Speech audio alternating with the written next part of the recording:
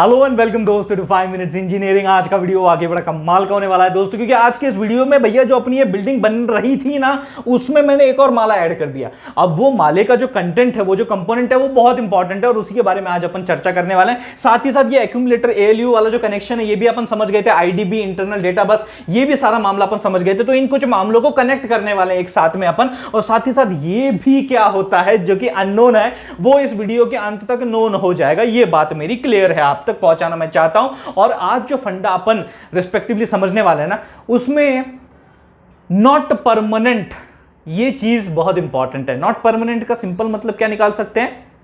Temporary. जी हां, उन्हीं की बात जो है मैं आज करने वाला हूं। टेम्पररी की बात मैं आज करने वाला हूं, एक बिहेवियर की बात करने वाला हूं जो कि आपको इन अननोन जगहों पे देखने को मिल जाएगा। तो यहां पे जो होता है वो क्या होता है? वो भी रजिस्टर ही होता है। वो भी भैया 8 बिट का रजिस्टर ही होता है। नाम क्या होता है? इसका नाम होता है W, इसका नाम होता है Z। बस इतना आपको समझना है। तो एक बात तो क्लियर है भैया कि जनरल पर्पस रजिस्टर्स आपके 6 हैं, BC DE HL। ये बात तो इतनी क्लियर है। ये अलग से मैं क्यों समझा रहा हूं?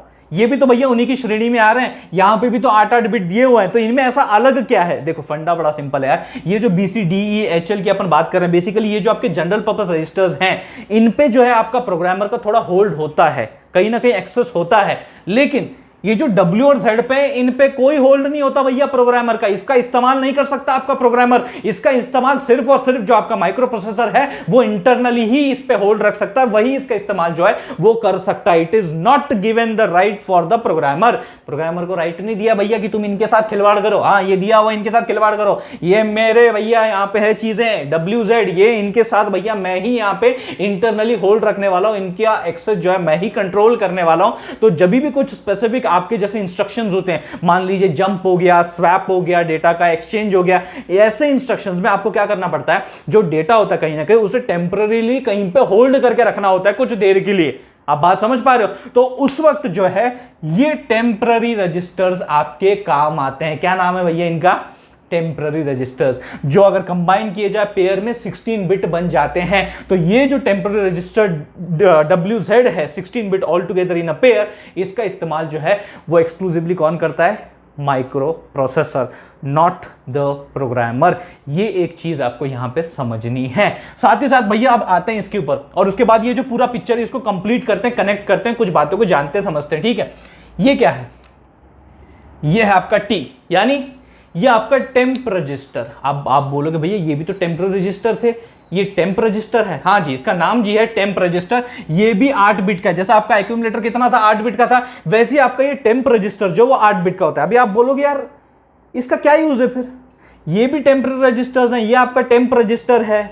ये यूज क्या है? ये अलग कैसे है? मैं आपको बताता हूं अलग कैसे है। हम लोगों ने भैया एक ALU में भैया एक ऑपरेशन ऐड लिखा था, देखो ऐड B लिखा था, सही बात है। तो जो ये B आपका ऑपरेंड के तौर पे यहां पे मौजूद है, इसमें जो भी डेटा होगा, इस B रजिस्टर में जो भी डेटा होगा, वो डेटा आपका यहां से निकल के IDB के थ्रू, इंटरनल डेटा बस के थ्रू आपका टेम्पररी रजिस्टर के अंदर आता है।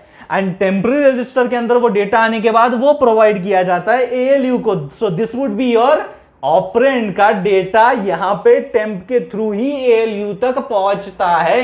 ये चीज आपको समझनी है। I hope you are understanding this point. ये भी जो आपका टेम्प रजिस्टर होता है, ये प्रोग्रामर भैया इसको कुछ नहीं कर सकता, छू भी नहीं सकता।